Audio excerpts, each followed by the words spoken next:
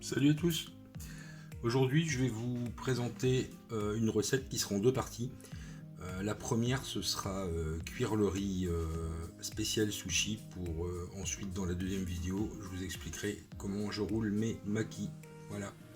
Alors pour cette première partie il va vous falloir une passoire, une casserole, du riz spécial sushi et du vinaigre de riz. Dans un premier temps, il va falloir rincer le riz à l'eau froide. Environ compter 4-5 fois.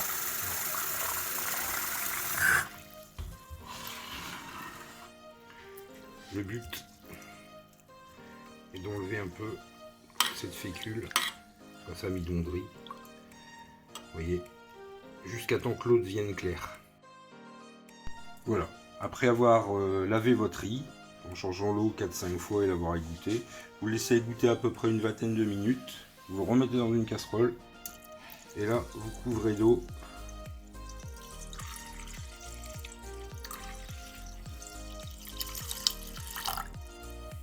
À niveau, donc un peu plus que le niveau du riz.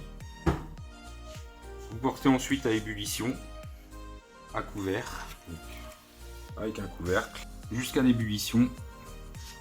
Une fois que votre eau bout, vous baissez le feu, vous laissez en cuisson environ 15 minutes, en surveillant de temps à autre que ça n'attache pas dans le fond. Et une fois que le riz a absorbé tout le liquide, votre riz est cuit.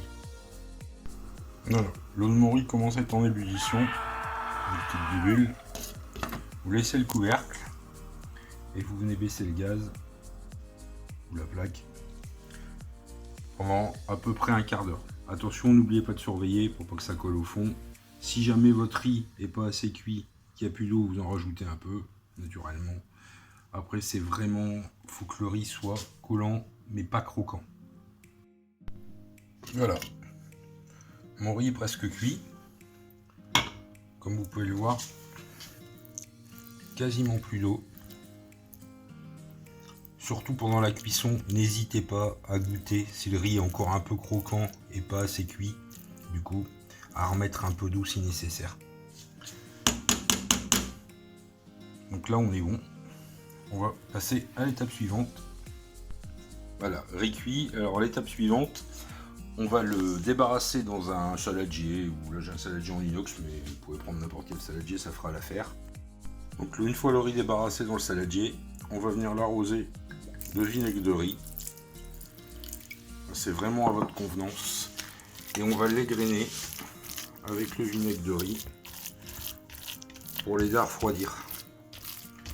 Ça lui permet déjà de refroidir un peu plus vite et de s'aromatiser avec le vinaigre de riz. Donc, on n'hésite pas.